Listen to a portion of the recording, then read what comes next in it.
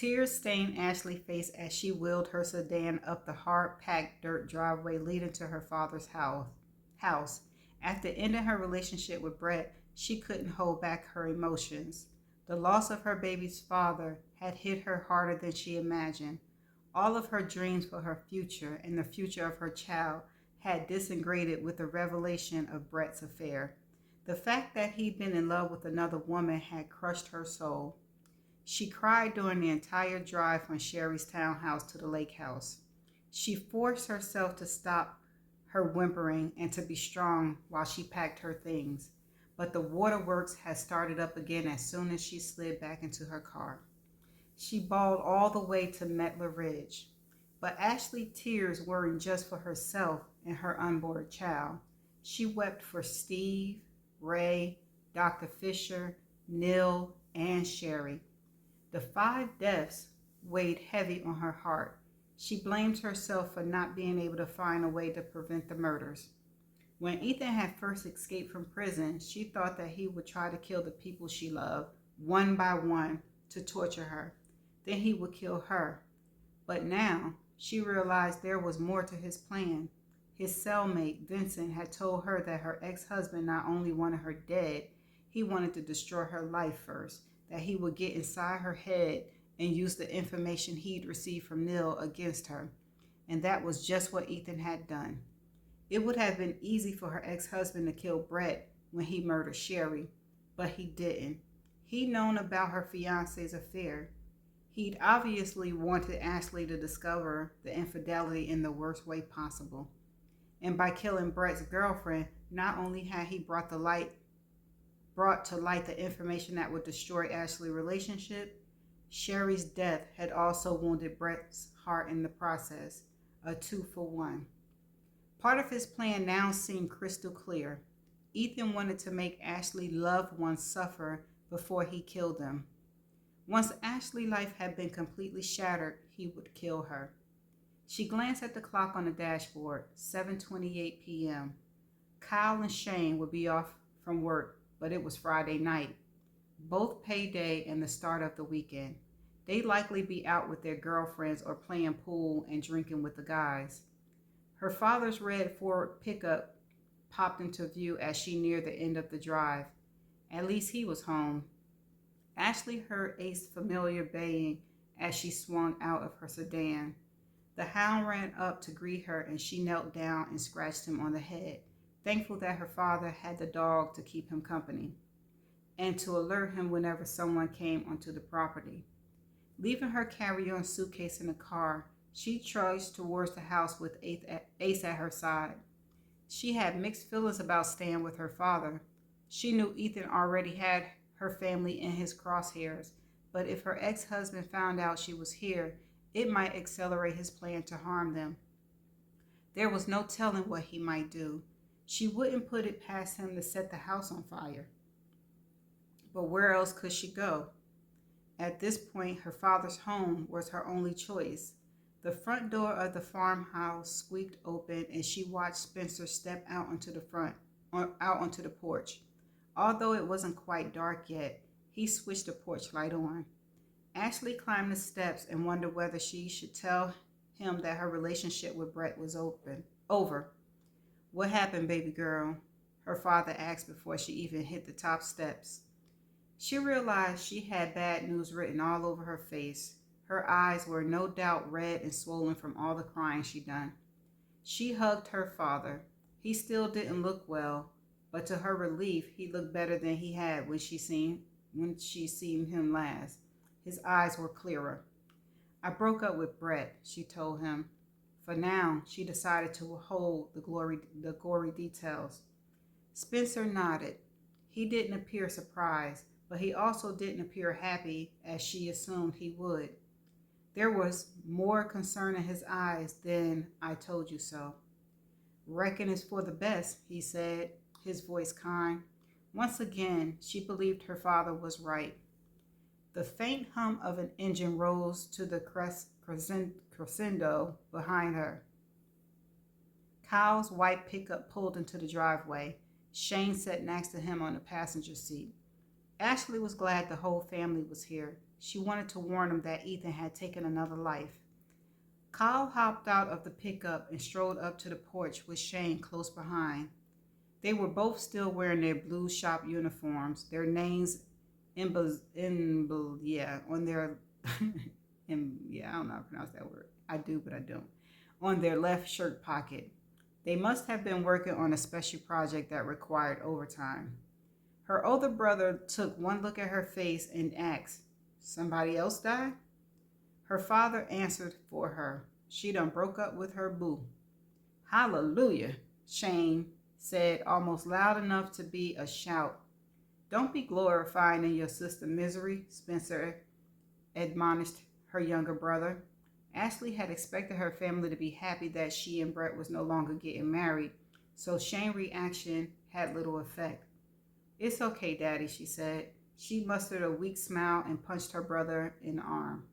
Shane returned the smile and then pulled his sister into a hug. "You deserve the best," her younger brother said, "and he ain't it." Ashley looked at the faces of her father and her brothers. For the first time in years, she felt the love radiating from all three of them at once. A knot formed in her throat.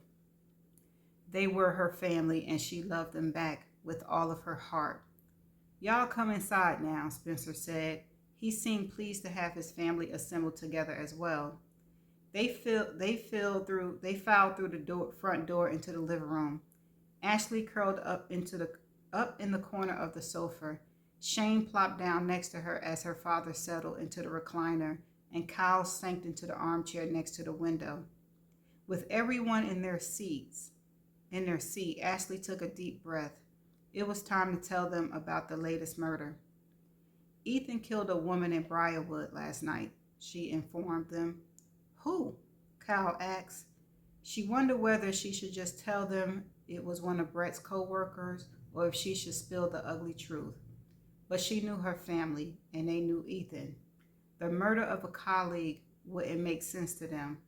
They would know she was leaving out a key detail. The truth won out. A woman who worked at Brett's office. They were having an affair. "That sorry SOB," Shane said as he shot up from his seat, his fist clenched. "I'll kick his ass." Ashley should have realized that when her brothers heard about the infidelity, they would want to find Brett and beat him to a pulp. "No, Shane, that won't help anything," she said. "I'll drive," Kyle chimed in as he rose from his chair, anger clear on his face. "I said no," Ashley yelled as she jumped from her corner of the sofa. "Look, I know you just want to teach him a lesson, but this is not the way to go about it. Besides that, you'll never find him anyway. He's gone into hiding until they catch Ethan." "Oh, Moneybags probably done left the country," Shane said, fury in his eyes. Ashley felt certain Brett was still in Tennessee, but she didn't want her brothers to know that. Her ex-fiancé had broken her heart, and a part of her hated him for it. She wanted to slap him herself, but physical violence wouldn't solve anything, and Brett was already dealing with his own pain. He lost both Sherry and Ashley in one day. "The police detective on the case recommended that we fly to an island in the Caribbean," she told them, which was a true statement. Lanson had begged her to talk Brett into hopping on a plane. Kyle looked at her and shook his head. "He comes back to town," her older brother said. "Don't give him no warning. He needs settling straight." Ashley knew Kyle meant what he was saying. If he ever saw Brett again, he'd make her ex-fiancé sorry he ever met her in the first place. She just hoped she could talk some sense into her brothers before the day arrived, for the sake of their little niece or nephew. "Y'all settle your feathers," Spencer broke into the conversation. "You done got your cart before your horse. Right now, your sister needs protecting. She's going to stay here, even if it ain't what she wants." The expression on her father's face let her know that his mind was made up. He wasn't going to let her leave as long as her ex-husband was free. "Daddy, if I stay here in the house with you, Ethan will find me by sunup," she said. "You can stay in my trailer," Kyle volunteered. "I'll take the couch." Ashley appreciated her brother's offer, but she had another idea in mind. An older single-wide trailer sat on the back corner of her father's 150-acre property. Her cousin, Frank, had lived there for a while after his divorce. He only moved out a couple of years earlier. It should still be inhabitable. Do you still have Frank's trailer hot wired for electricity? She asked her father. Yep, Spencer said, smiling. He was obviously pleased with her suggestion. But there ain't no furniture. We'll have to tote you a bed over there. Suspecting that the trailer had been cleaned out, she stopped by both a sporting goods store and a discount store in Briarwood and had picked up all of the supplies she thought she might need. I've got an air mattress and a sleeping bag, she told him. That's all I need for now. It wouldn't be the most comfortable night she ever spent, but as long as her family was safe, she'd be happy sleeping on a rock. All right then, her father said. I reckon I'll be staying there with you. You don't need to be by yourself. I don't think that's a good idea, Daddy, Ashley said. If Ethan realizes you're not in the main house, he'll know something's going on. He'll start looking for you and he might find the trailer. We have to pretend that everything's here is normal. She's right, Kyle said. Ethan's not stupid. He'd be sure to notice a change. Spencer nodded, relenting, but Ashley could tell he wasn't happy with her spending the night alone in the mobile home. The driveway done grown up back there, Shane said. Too many bramble bushes to get Ashley's car through. She hadn't thought about that. There was no way she could leave her sedan parked in her father's driveway, shining like a beacon for Ethan to see. There's room for a car in the work shed, Kyle said. I'll padlock it and give her a key. With her car out of sight, they should have all the angles covered. Ethan would likely search for her here, had probably already done so more than once, but she hoped he would assume she was still in Briarwood when he realized she wasn't in the main house or in Kyle's trailer. Her cousin Frank hadn't moved onto the property until after her ex-husband had gone to prison. Ethan probably didn't even know the other trailer existed, and its location in the midst of the thick grove of cedar would make it hard to stumble upon. At least one problem seemed to be solved. The next move in her ex-husband's plan worried her. She didn't think he'd try to murder Brett yet. He would let her ex-fiancé drown in his own misery for a while. Instead, she was afraid that Ethan would target her brothers. He most likely wouldn't kill them right away. He would torment them first. He'd destroy their lives, hoping they would blame Ashley.